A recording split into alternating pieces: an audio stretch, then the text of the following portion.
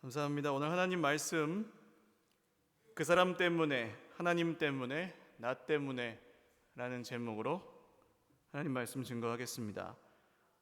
이제 7월 중순을 향해 가고 있습니다. 7월 말 정도부터는 휴가들 가시죠? 휴가철 다가오고 있는데요.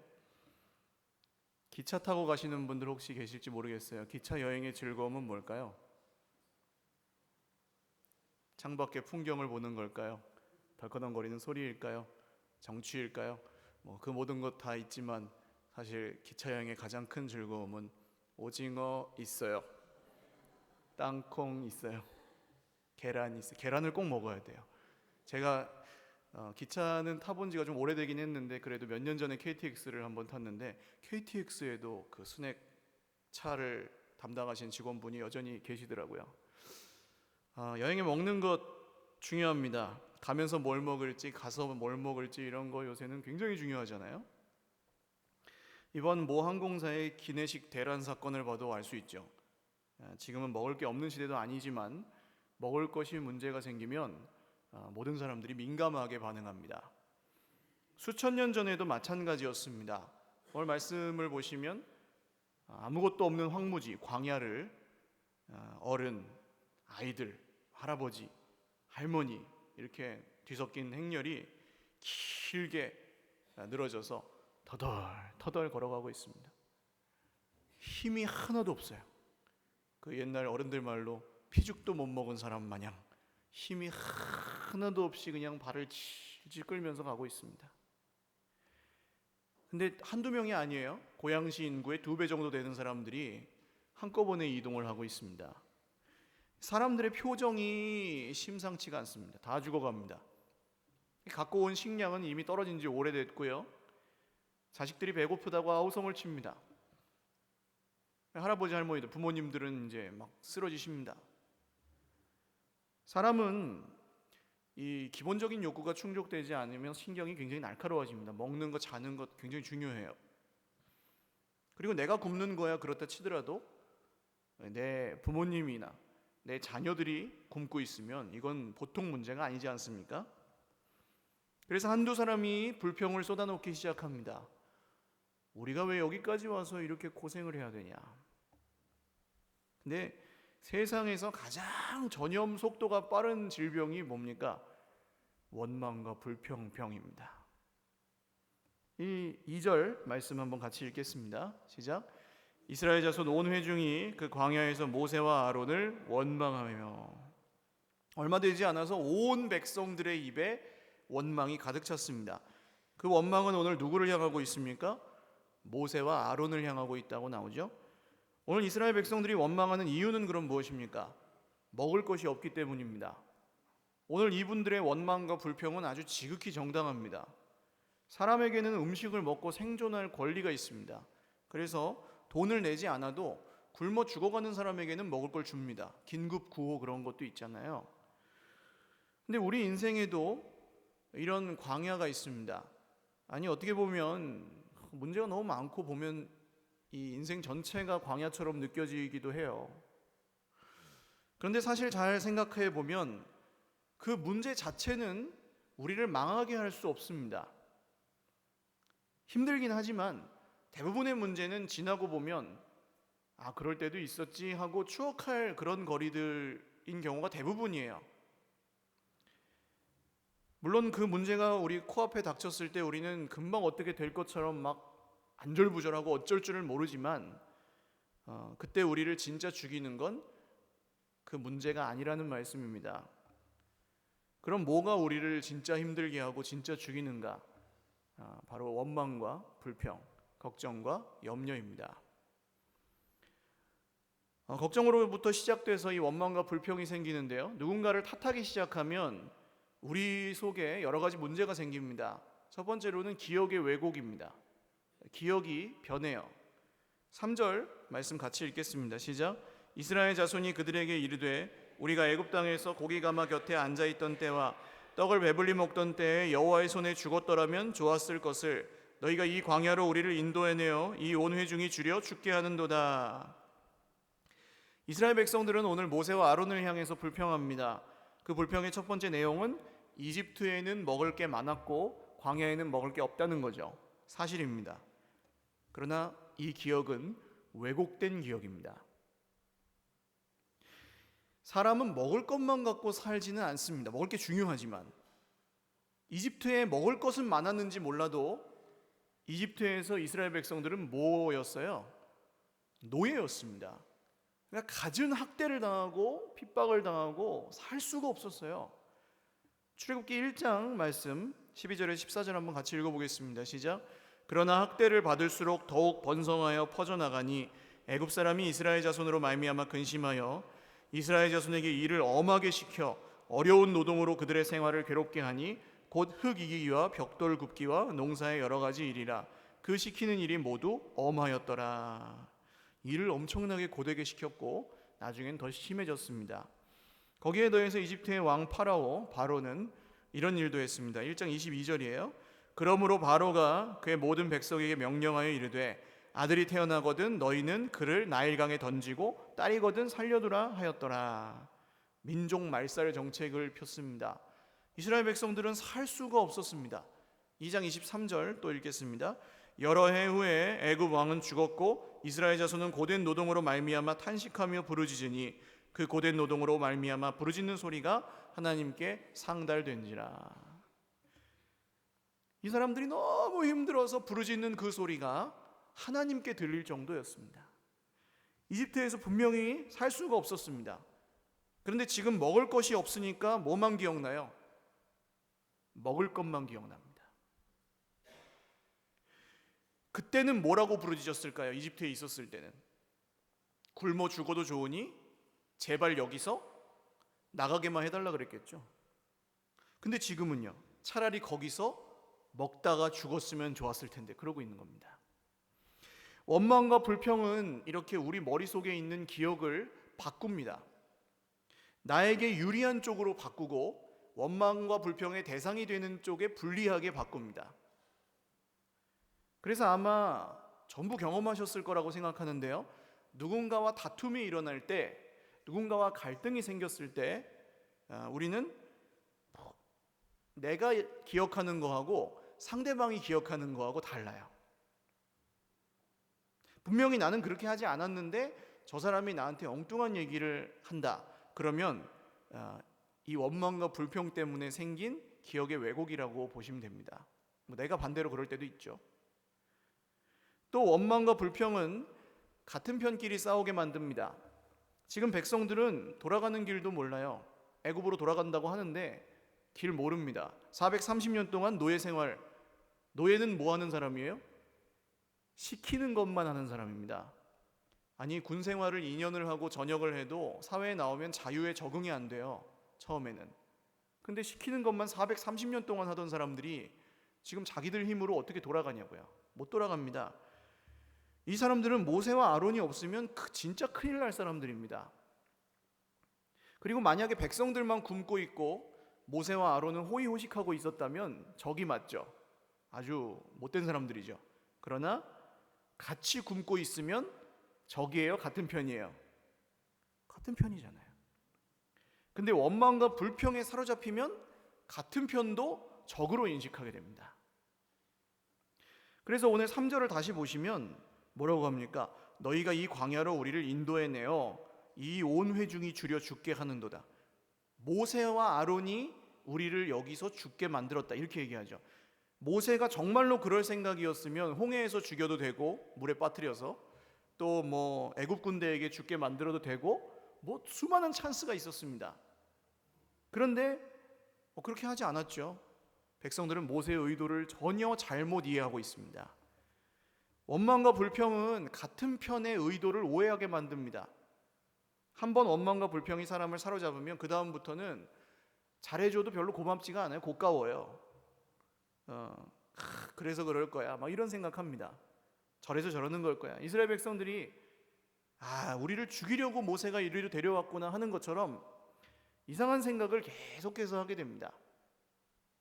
거기서 깨어지는 것은 단순히 그냥 뭐 형편이 안 좋아지고 그런 게 아니라 관계들이 다 깨집니다. 정상적인 관계를 맺질 못해요. 그리고 서로 싸우기만 하고 끝나는가 하면 그렇지도 않습니다. 이 원망은 잘 보시면 누구를 향해 있는지 잘 보셔야 돼요. 3절 한번 보시면 우리가 애굽에서 떡을 배불리 먹던 때에 누구의 손에 죽었으면 좋았어요? 여호와의 손에. 그러니까 하나님이 우리를 죽이려고 여기로 데려왔다는 얘기죠. 이 사람들이 지금. 상식적으로 그러나 생각해도 하나님이 이스라엘을 죽이려고 하셨으면 거기 그냥 놔두시든지 뭐 벌써 죽이셨든지 했을 겁니다. 근데 하나님은 약속을 지키려고 지금 데리고 나오셨잖아요. 원망과 불평은 하나님에 대해서도 오해하게 만듭니다. 여기서 이제 이 원망과 불평이 누구에게 속한 것인지가 드러납니다. 거짓의 아비, 분열하는 자, 누굽니까? 마귀입니다. 원망과 불평은 단순히 그냥 안 좋은 말이 아니고 마귀에게 속한 말이라는 거예요.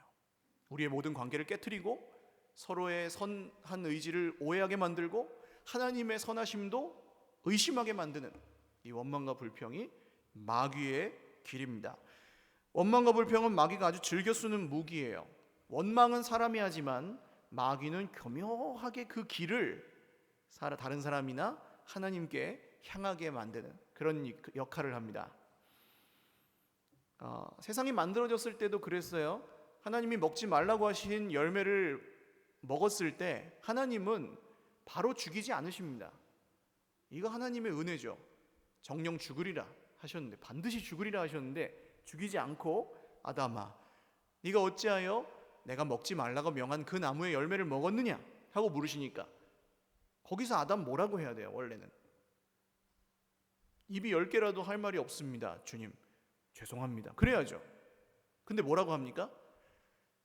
하나님이 내게 주셔서 함께 있게 하신 그 여자가 나를 꿰물어 내가 먹었나이다. 아마 이런 어조로 얘기했을 거예요. 하나님이 내게 주셔서 나와 함께 있게 하신 여자가 나를 꿰어서 먹었습니다. 뒤에 가로 열고 나는 잘못이 있어요 없어요? 없습니다라고 말하는 거죠. 하나님을 향한 원망과 사람을 향한 원망에 빠져서 하나님도 사람도 다 오해하고 자기만 잘난 그런 말을 합니다. 마귀는 태초부터 지금까지 똑같은 방법을 쓰고 있습니다. 근데 우리는 그걸 당해내질 못합니다. 문제가 생기면 어떻게든 이유를 찾습니다. 그것 때문이다, 그 사람 때문이다, 그 문제 때문이다, 그 상처 때문이다. 결국 이제 그게 어디까지 가요? 하나님 때문이다, 하나님이 실수했다. 이게 시험 들었다 그러죠. 마귀가 낸 마음의 길을 따라서 원망과 불평을 계속 하다 보면 그게 하나님한테 갑니다. 그래서 세상 사람들도 그래요. 평소에는 하나님을 생각하지 않는 사람도 안 좋은 일이 생기면 믿습니다. 갑자기 하나님 부처님 하면서 막 믿어요. 뭐라고 합니까? 이런 말, 이런 기도 다 해보셨을걸요? 오 주여 어찌하여 나에게 이런 시련을 주시나이까, 이런다니까요. 안 믿는 사람들도 문제가 생기면 그때 뭘 믿는 겁니까? 하나님이 줬다고 믿어요. 그걸 하나님이 가해자라고 믿어요. 그러니까 자기 어떤 편한 대로 해석하는 거죠. 그리고 그 생각이 그 사람을 지배하기 시작합니다. 그래서 진짜 문제는 마음속에서 일어납니다. 오늘 모세의 마음속에 일어날 위험이 있는 진짜 문제는 원망과 불평을 들을 때예요. 아니, 원망과 불평을 하는 건 우리가 하나님이 믿어지면 안 할 수 있습니다. 멈출 수 있어요. 그런데 원망과 불평을 들을 때 억울하게 그때 모세의 마음에 어떤 생각이 들겠습니까? 도대체 나한테 어쩌라고, 이런 마음이 들겠죠. 지금 모세가 해결할 수 없는 문제잖아요. 내가 그런 것도 아닌데 왜 그래? 왜 그런 유행어 있었잖아요. 왜 나만 갖고 그래? 별로 좋아하진 않는 분이지만 그런 마음이 듭니다. 그러면 모세가 선택할 수 있는 길은 두 가지입니다. 똑같이 원망과 불평을 쏟아놓으면서 같은 편이 되든지, 같은 원망과 불평의 무리에 섞이든지, 아니면 누가 더 옳은지 싸워서 이기든지. 그런데 그렇게 해도 두 길 모두 문제가 풀리지 않습니다. 왜냐하면 문제는, 진짜 문제는 따로 있는데 누가 더 옳은 거 뭐 이런 걸 가지고 싸우는 거니까요. 진짜 문제는 먹을 게 없는 거잖아요. 지금 누가 더 옳은지가 아니라 풀리지 않는 문제는 놔두고 허팀만 계속 빼는 겁니다. 이 원망과 불평을 통해서 정작 문제를 해결하기 위해서 일어나야 될 때 이렇게 싸우느라 힘이 다 빠져 있는 거예요. 근데 이스라엘 백성들은 이때뿐만이 아니라 앞으로도 광야에서 계속 불평합니다. 모세는 그걸 늘 당해야 됐습니다. 그러면 사람이 어떻게 됩니까? 자기 탓을 하기 시작합니다. 사람들이 원망하고 불평하는 그 말을 자기 마음에 새깁니다. 아, 내가 그래서 잘못했구나. 나 때문에 이렇게 됐구나. 하는 식으로 가요. 점점. 원망과 불평이 많아질수록, 사람들이 나한테 원망을 많이 할수록 그 묵상은 점점 깊어집니다. 그래서 결국 다 내 탓이라고 생각하게 되고 과도한 죄책감에 빠집니다. 책임감이 있는 건 좋은 거지만 과도한 자책에 빠지면 사람이 병들어요. 이건 겸손하고도 다르고 책임감과도 다릅니다. 과도한 죄책감은 오히려 교만입니다. 원망하고 탓하는 것은 결국, 탓이라는 말은 두 글자로 하면 책임입니다. 누구 책임이냐? 라는 문제죠. 근데 내가 다 책임져야 된다고 생각을 하기 시작하면 그때부터는 누가 하나님이 되는 거예요? 내가 하나님이 되는 겁니다. 그래서 내 손에 안 들어오면 불안해요. 그 다음부터는 막 걱정이 되고요. 내가 모르는 뭔가가 있으면 기분 나빠요. 내가 모르는 얘기를 다른 사람들은 막 기분 나빠요. 내 말이 안 통하면 열받아요. 나중에 나한테 원망하지 마라 그래요. 내가 책임지지 않아도 될 것들까지 다 짊어지고 힘들어하면서 다른 사람 말은 듣지도 않습니다. 그렇게 돼요. 점점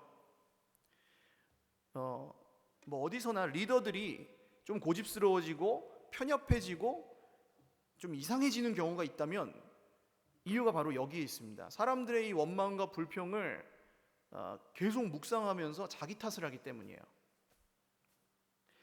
이게 심해지면 원망과 불평을 듣지 않는 것이 최우선 과제가 됩니다. 말 나오지 않게 한다 그러죠. 말 나오지 않게 한다. 이게 목적이 돼요. 책임지기 싫어서, 원망 듣기 싫어서. 그래서 어떻게 합니까? 오히려 이제 정반대로 갑니다. 제가 안 그랬습니다. 저 사람 때문입니다. 그 문제 때문입니다. 다시 탓하기 시작해요. 자기에게 끝까지 탓하고 나서 그 다음엔 다시 탓하기 시작합니다. 근데 안 통하죠. 세상은 그럴 때 절대로 그런 핑계를 받아주지 않습니다.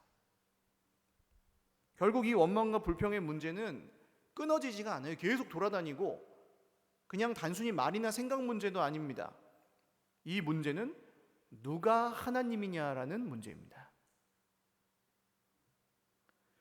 우리가 사람을 탓할 때 그 사람이 하나님이 됩니다. 그 사람이 그렇게 했기 때문에 이렇게 됐고 이건 하나님도 어쩔 수 없어, 이런 뜻이죠. 문제를 탓할 때는 문제가 하나님이 됩니다. 그 문제 때문에 이렇게 됐고 이건 하나님도 어쩔 수 없어, 그런 뜻입니다.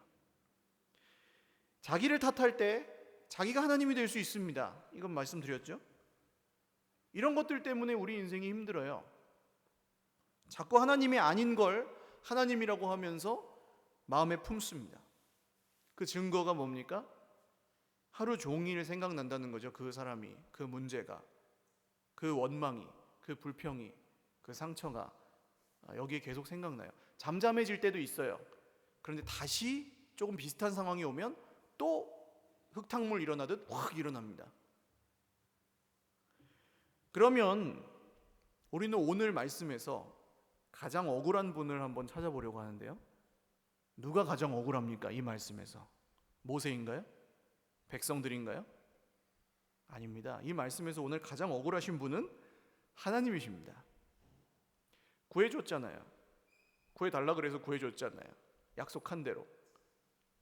그런데 감사는 관두고 감옥에 집어넣겠다고 달려드는 겁니다. 백성들이. 이 원망을 누가 듣고 계십니까? 하나님이 듣고 계신다는 거예요. 하나님은 기도도 들으시지만 원망도 들으십니다. 여러분 그렇게 믿으셔야 돼요. 원망할 때는 안 들으시는 게 아니에요. 원망도 들으세요. 하나님은. 오늘 성경에 하나님이 원망을 들으셨다는 말을 몇 번이나 하는지 세보십시오. 7절, 8절, 9절, 12절 계속 나옵니다. 계속 나와요. 하나님이 원망을 들으셨느니라. 하나님이 원망을 들으셨습니다. 그럼 원망을 들으신 하나님이 무슨 일을 하셨을까요? 오늘 이 말씀에서 가장 억울한 그분이 무슨 일을 하실까요? 4절 말씀 같이 읽어보겠습니다. 시작. 그때 여호와께서 모세에게 이르시되 보라, 내가 너희를 위하여 하늘에서 양식을 비같이 내리리니 백성이 나가서 일용할 것을 날마다 거둘 것이라. 이같이 하여 그들이 내 율법을 준행하나 아니하나 내가 시험하리라. 아멘. 뭘 하신대요? 하늘에서 양식을 뭐같이 내리신대요? 비같이 내리신대요. 자, 12절도 한번 읽어보죠. 시작. 내가 이스라엘 자손의 원망함을 들었노라. 그들에게 말하여 이르기를 너희가 해질 때에는 고기를 먹고 아침에는 떡으로 배부르리니 내가 여호와 너희의 하나님인 줄 알리라 하라 하시니라. 자, 여러분 이 두 문장만, 다른 것도 다 마찬가지인데 이 두 문장만 보고 생각해 보십시오. 앞뒤가 맞아요? 그냥 읽지 마시고 이게 맞는지 한번 생각해 보면서 읽으세요. 앞뒤가 맞습니까? 이상하죠? 원망함을 들으셨으면 원래는 뭐가 떨어져야 돼요? 여러분이 하나님이라고 생각해 보십시오. 이런 상황에서 하늘에서 비같이 뭘 내리시겠습니까? 원망과 불평을 듣고 뭘 주시겠어요? 이런 상황에 제일 억울한 분이에요. 하나님이 여기서 뭐 벼락을 내리든지, 벼락을 비같이 내리든지, 불을 비같이 내리든지, 재앙을 비같이 내리든지, 전염병을 비같이 내리든지, 그렇죠? 우박을 뭐 비같이 내리든지, 이게 세상이 말하는 상식이고 인과응보 아닙니까? 우리가 서로 원망하고 불평하면 이렇게 돼야 정상이에요. 망해야 정상입니다. 오늘 백성들에게 모세가 양식을 줄 수 없습니다. 그런데 하나님은 우리가 이런 감당할 수 없는 문제 가운데 있을 때 그때에도 우리에게 은혜를 베푸십니다. 할렐루야. 아니 그런 경험이 없는 분은 여기 없으실 거라고 생각해요. 감당할 수 없는 문제를 우리가 막 짊어지고 끙끙거리고 있는데 하나님이 거기서 우리에게 은혜를 주세요. 그래서 우리 여기까지 왔어요. 안 망했잖아요. 저는 확신합니다. 망한 분은 여기 안 옵니다. 하나님을 믿고 안 망했으니까 여기까지 온 거예요. 우리에게 또 문제가 생깁니다. 또 원망하고 불평합니다. 우리는. 그런데 하나님은 그때에도 여전히 우리에게 뭘 주세요? 은혜를 베푸십니다. 할렐루야. 이해할 수가 없죠. 이렇게 이제 전하면은 뭐 하나님 만만하다고, 하나님 만만해서 그런 게 아니에요. 여러분 조금 더 들어보십시오. 12절 다시 한번 읽어볼까요? 시작. 내가 이스라엘 자손의 원망함을 들었노라. 그들에게 말하여 이르기를 너희가 해질 때에는 고기를 먹고 아침에는 떡으로 배부르리니 내가 여호와 너희의 하나님인 줄 알리라 하라 하시니라. 여러분 사람한테 원망을 하고 세상한테 불평을 하고 문제한테 원망을 하고 자기한테 원망을 하면 뭐가 돌아와요? 똑같이 원망이 돌아오거나 복수가 돌아오거나 그렇습니다. 어쨌든 문제가 끊이지 않아요. 근데 하나님께 원망을 했는데 하나님은 뭘로 돌려주세요? 은혜로 돌려주세요. 할렐루야. 하나님은 달라요. 왜 그렇습니까? 왜 하나님이 은혜를 베푸십니까? 그분이 하나님이시기 때문입니다. 너무 당연한 얘기인가요? 내가 여호와 너희의 하나님인 줄 알리라 하라. 너무 익숙한 얘기십니까? 아니에요. 내가 핑계대는 그 문제가 하나님이 아니라는 얘기입니다. 내가 탓하는 그 사람이 하나님이 아니라는 얘기입니다. 내가 다 책임져야 하는 하나님이 아니라는 얘기입니다. 하나님이 하나님이십니다. 할렐루야. 하나님이 이렇게 패역한 우리에게도 은혜를 주시는 이유는, 변함없이 주시는 이유는 그분이 하나님이시기 때문이에요. 이게 당연한 말입니까? 익숙하지 않아요. 이건 당연한 말이 아닙니다. 오늘 하나님이 하나님이시라는 이 말이 믿어지면 진짜로 특별한 은혜인 줄 믿으시기를 바랍니다.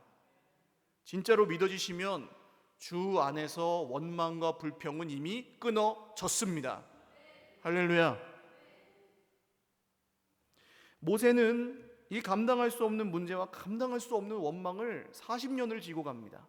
자기 잘못한 거 없어요. 근데 늘 그럴 때마다 하나님의 새로운 은혜를 만납니다. 하나님이 오늘 보시면 모세에게만 말씀하십니다. 4절을 보시면 백성들에게 주실 말씀인데 모세에게 말씀하세요. 모세를 통해서 주시죠. 12절을 보셔도 모세에게 말씀하십니다. 모세에게. 여러분, 원망과 불평이 믿음으로 끊어진 그곳에서 하나님의 말씀이 들리시기를 주님의 이름으로 축원합니다. 우리가 광야에서 죽어가는 이유가 뭡니까? 진짜 이유. 입으로 먹을 것이 없어서 죽어갑니까? 우리가 이 광야 같은 세상에서 진짜로 고통하고 힘들어하는 이유는 어디에 있습니까? 밥을 못 먹어서 그런가요?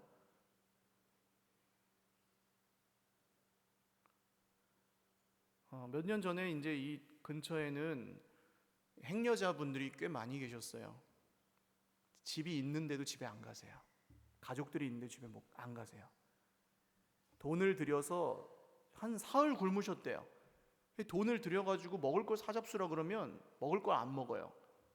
편의점 요 앞에 슈퍼에 가서 소주를 사세요. 다음날 또 먹을 게 없어요. 근데 또 소주를 사요. 돈이 생기면. 왜 그래요? 돈이 없는 게 문제가 아니에요. 집이 없는 게 문제가 아니에요. 풍요 속의 빈곤이라 그러죠. 부자들은 어떻습니까? 부자들도 똑같아요. 몸이 아픈 사람만 힘들어요? 아니에요. 몸 건강한 사람들도 다 힘들어요. 마음 한쪽이 텅 비어서 어떻게 할 수가 없어요. 그게 막 겉으로 나오니까 서로 부딪히고 싸워요. 밤마다 그걸 채우려고 술로 달래보고 쾌락으로 달래보고 하지만 채워지지 않습니다. 아모스 8장 11절 말씀이 이런 우리의 상황을 아주 정확하게 묘사하고 있는데요. 같이 읽어보겠습니다. 주 여호와의 말씀이니라. 보라, 날이 이를지라 내가 기근을 땅에 보내리니 양식이 없어 주림이 아니며 물이 없어 가람이 아니요 여호와의 말씀을 듣지 못한 기갈이라. 말씀이 없어서 목마르고 말씀이 없어서 배고프고 말씀이 없어서 죽어간다는 것입니다. 말씀을 전해주는 사람이 없어서, 그것도 사실일 수 있죠. 그러나 들리지 않아요. 원망과 불평에 사로잡혀 있을 때 우리 귀에는 말씀이 들리지 않습니다. 그래서 우리는 광야에서 힘들어하는 거예요. 불행하게도 여러분, 우리에게 광야는 여전히 있는데 모세는 없어요. 이런 사람이 우리 주변에 없어요. 이렇게 받아주는 사람 없고 이렇게 참는 사람이 없고 다 전부 원망과 불평에 사로잡혀 있는 것처럼 보입니다.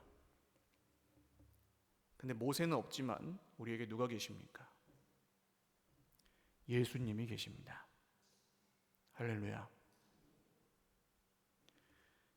예수님은 원망을 받으셨지만 온 세상의 원망을 그 한 몸에 다 받으시면서, 성경에 예수님이 제자들을 원망하셨다는 얘기 읽어보신 적 있습니까? 여러분, 우리의 죄는 죽을 죄잖아요. 근데 예수님이 우리를 원망하신다는 얘기를 읽어보신 적이 있으십니까? 정작 원망하셔야 될 분은 원망을 안 해요. 가장 억울하신 분이 원망을 하지 않고 뭘 주셨다고요? 은혜를 주시고 생명을 주셨습니다. 할렐루야. 그래서 예수님이 우리가 이렇게 억울하고 힘들 때, 원망과 불평 속에서 힘들어할 때, 풀리지 않는 감당할 수 없는 문제 속에 있을 때 오직 예수님이 우리의 구원이십니다. 모세가 대단해서 이걸 견딘 게 아니에요. 그 은혜를 받았기 때문에 백성들이 돌 들고 달려들어도 거기서 그냥 엎드리는 겁니다. 하나님. 그리고 원망과 불평을 거기서 멈출 수 있는 겁니다. 그때 하나님이 말씀하시고 하나님의 영광이 구름 가운데 나타나시고 하나님이 말씀하시고 그 말씀을 통해 모두 정리됩니다. 할렐루야. 이런 걸 여러분, 이런 기적을 삶 가운데 경험하실 수 있기를 주님의 이름으로 축원합니다. 원망과 불평이 끊어진 그곳에 우리 삶의 하나님께서 말씀을 통해 기적을 베푸십니다.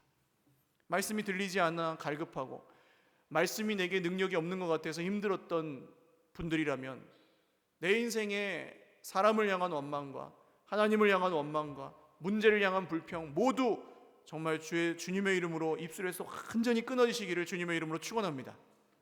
그리고 그곳에서 하나님의 말씀을 새롭게 들으시기를 주님의 이름으로 축원드립니다. 같이 찬양 한 곡 드리고 기도하겠습니다. 주님은 자기 탓이 아닌데 전부 자기 탓인 것처럼 십자가를 지셨습니다. 하나님은 당신의 잘못이 아니신데 원망하는 백성들에게 양식을 내려주셨습니다. 오늘도 우리에게 변함없이 주시는 그 은혜를 바라보며 우리의 모든 마음에 있는 원망과 불평과 억울함을 푸실 주님을 기대하며 찬양드리겠습니다. 무엇이 변치 않아 내 소망이 되며 무엇이 변치 않아 내 소망이 되며 무엇이 한결같아 무엇이 한결같아 내 삶을 품으리 그 누가 날 만족해 해 내 영이 쉬며 그 누굴 기다려 내 영이 기쁘리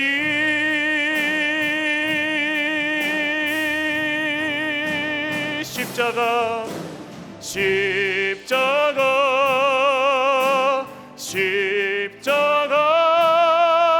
그 그늘 아래 내 소망이 있네 십자가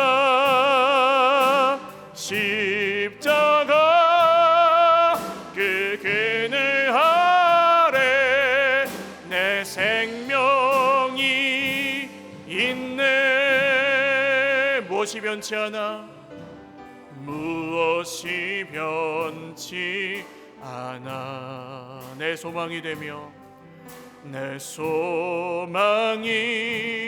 되며 무엇이 한결같아 무엇이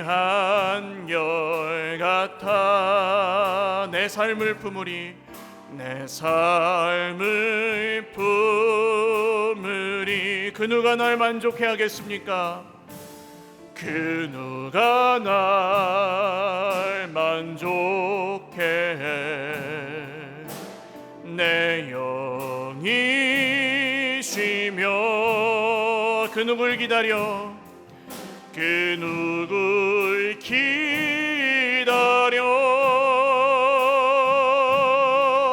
내 영이 기쁘리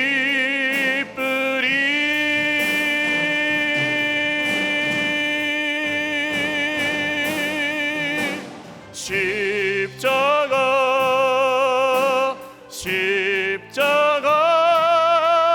그 그늘 아래 내 소망이 있네 십자가 그 그늘 아래 내 생명이 있네 기도드리겠습니다. 오늘 말씀을 기억하십시오. 원망과 불평의 문제는 단순히 말의 문제가 아니라 누가 하나님이냐라는 우리 인생의 가장 중요한 문제입니다. 사람을 향해 무심코 쏟아내던 원망과 불평, 문제를 향해 무심코 쏟아내던 원망과 불평과 핑계, 그냥 걱정할 일이 생기면 걱정하고 염려할 일이 생기면 염려하고 불평할 일이 생기면 불평하였던 우리의 연약함들, 주님 오늘 말씀 앞에 무릎 꿇고 우리가 하나님이었음을 회개합니다. 사람을 하나님으로 삼았음을 회개합니다. 문제를 하나님이 삼아 살았음을 회개합니다. 주님 우리에게 새 일을 행하시고 하늘로부터 양식을 비같이, 하늘로부터 은혜를 비같이 해같이 내리어 주시옵소서. 기도하겠습니다. 하나님 아버지, 오늘 말씀대로 주님 우리가 원망하고 있을 때, 우리가 탓하고 있을 때, 우리가 과거에 붙들려 있을 때 그것이 우리의 하나님이고 그 사람이 우리의 하나님이고 내가 다 책임지려고 할 때 내가 하나님이 되었었습니다. 주님 회개합니다. 저의 입술에 무심코 했던 원망과 무심코 뱉었던 염려와 무심코 했던 걱정과 핑계, 주님 하나님이 하나님이심을 믿으면 끊어질 것들입니다. 주님 오늘 주의 백성들 모두에게 이 은혜와 이 믿음이 있게 하여 주시어서 하나님이 하나님이심을 믿게 하여 주시옵소서. 내가 여호와인 줄 너희는 알리라. 하늘로부터 변함없이 쏟아지는 그 은혜, 매일매일 쏟아졌던 그 생명의 양식을 통해 하나님이 하나님이심을 보여주셨던 그 옛날 이스라엘의 하나님이 지금도 살아계셔서 우리와 함께 하시는 하나님이십니다. 주님 오늘 원망과 불평이 지배하는 세상 속에 똑같이 살지 아니하고 하나님의 길, 마귀의 길을 따르지 아니하고 주 예수님의 길을 따라 십자가 앞으로 나아갑니다. 주님 우리의 하나님은 하나님이십니다. 성경의 하나님이 하나님이십니다. 우리가 믿는 하나님이 하나님이십니다. 이 믿음이 영원토록 우리를 구원하는 믿음이니 광야 인생 가운데 주님이 믿음으로 다시금 일어나 그 여정을 걸어갈 수 있도록 은혜를 베풀어 주시옵소서. 우리 한 번 더 기도하겠습니다. 이 원망과 불평의 문제, 사람을 탓하고 자기 자신을 탓하며 힘들어졌던 분들, 정말 그 원망과 불평이 풀리지 않아 마음에 무거운 짐처럼 갖고 계신 분들, 가슴에 손을 얹고 한번 기도하겠습니다. 이 문제는 이스라엘 백성들이 그랬던 것처럼 사람의 힘으로 풀리지 않습니다. 우리는 또다시 잊어버리고 또다시 원망하고 또다시 불평하는 사람들입니다. 그럼에도 불구하고 매일매일 하늘 양식을 내려주셨던 하나님, 거절당하셨지만 우리를 거절하지 않으신 십자가의 주님, 온몸에 온 세상의 원망을 받으셨지만 원망하거나 탓하지 않으셨던 주님이 오늘 우리가 믿는 은혜의 주님입니다. 주님, 오늘 우리는 이 문제를 풀 수 없지만 십자가에서 우리의 원망과 불평을 끊어주신 주님 은혜를 사모하며 기도하오니 우리 인생을 무겁게 하고 우리 마음속 깊은 곳에서 잊을만 하면 다시 일어나는 이 원망과 불평과 분노와 염려와 걱정의 모든 상처들이 주 예수님의 이름으로 십자가에 완전히 못 박히고 깨끗게 하여 주시옵소서. 다시 한번 기도하겠습니다. 하나님 아버지, 사람의 힘으로 풀 수 없는 문제가 광야 인생 곳곳에 있습니다. 우리의 힘으로 의지로 참아서 해결되지 않습니다. 주님, 담아두고 꾹꾹 눌러두지만 또다시 한번 그 사람이 나한테 그렇게 하면 또 불일 듯 일어나는 우리의 화가 있습니다. 하나님, 긍휼히 여겨 주시옵소서. 이런 세상에서 망가지지 않도록 하나님의 백성들을 지켜주시옵소서. 모세를 지켜주셨던 하나님, 모세가 무릎 꿇을 수 있도록 은혜 주셨던 하나님, 모세가 엎드릴 수 있도록 하셨던 하나님, 오늘 우리가 기도할 수 있도록 해주셔서 상처 입을 심령이 남을 입게 하여 주시옵소서. 원망과 불평과 분노로 썩어가는 마음의 모든 아픔들이 오늘 주 예수님의 이름으로 사라지게 하여 주시옵소서. 회복되게 하여 주시옵소서. 살아나게 하여 주시옵소서. 그리하여 우리를 통해 모세에게 이루셨던 기적이 일어나고 우리를 통해 하나님이 이루시는 놀라운 일들이 일어날 수 있도록 주여 우리 가정에 함께 하시고 우리 교회에 함께 하시고 우리 일터에 함께 하시고 우리가 만나는 모든 사람들에게 우리를 통하여 축복이 올라가게 하여 주시옵소서. 마지막 한 번 더 기도하겠습니다. 말씀이 들리지 않아서 고민하시는 분들, 도무지 하나님의 말씀이 들리지 않고 그 말씀이 나에게 어떤 의미인지 잘 모르겠고 그 말씀이 나에게 아무런 유익을 주지 않는 것 같아서 광야를 걷고 계신 분들이 계시다면 가슴에 손을 얹고 기도하시기 바랍니다. 원망과 불평이 말씀을 막고 있지 않습니까? 그 원망과 불평은 누구를 향하여 있습니까? 하나님을 향하여 있습니다. 하나님을 의심하면서 어떻게 하나님의 말씀을 듣습니까? 하나님을 의심하면서 어떻게 하나님의 말씀에서 생명을 얻습니까? 하나님을 의심하고 있는데 어떻게 하나님의 말씀에서 능력을 얻습니까? 주님, 우리를 긍휼히 여겨주셔서 오늘 그 옛날 하늘로부터 내려왔던 생명의 양식, 지금은 주 예수님의 말씀, 이 말씀이 오늘 우리 귀에 들리게 하시고 우리 마음에 새겨지게 하여 주시옵소서. 그래서 하나님의 하나님이심을 보게 하시고 하나님의 하나님이심을 믿게 하셔서 우리 인생에 다시금 하나님이 하시는 놀라운 기적들, 말씀대로 이루시는 하나님의 놀라운 역사들이 일어나게 하여 주시옵소서. 기도하겠습니다. 하나님 아버지, 오늘 말씀이 들리지 않아서 우리가 이 광야에서 굶어 죽는 것은 먹을 것이 없어서 굶어 죽는 것이 아니라 말씀이 없어서 목마르고, 말씀이 없어서 마음이 아프고, 말씀이 없어서 배가 고프고, 말씀이 없어서 죽어갑니다. 주님, 원망과 불평이, 하나님을 향한 원망과 불평이 말씀을 막고 있습니다. 주님, 하나님을 향한 의심이 말씀을 막고 있습니다. 주님, 긍휼히 여겨 주시옵소서. 원망과 불평이 끊어진 주 예수님의 십자가 앞에 나아가 거기서부터 다시금 주님의 말씀을 듣고 그 말씀을 통해 우리 인생의 세일을 행하시는 주님을 믿고 의지하게 하여 주시옵소서. 복음이 오늘 선포되었으니 복음이 그 생명 속에, 그 마음 속에, 그 영혼 속에 살아 숨쉬게 하여 주시옵소서. 그리고 우리가 어디를 가든 이 하나님의 은혜가 절대로 변하지 아니하고 떠나지도 아니하고, 우리가 어떤 형편에 있든지 하나님 절대로 우리를 버리지도 아니시고 원망하지도 않으시고 거절하지도 않으시는 신실하신 하나님이시오니 주님, 믿음으로 광야 가운데 다시금 일어나 힘있게 걸어갈 수 있도록 주의 백성들을 복 주시옵소서.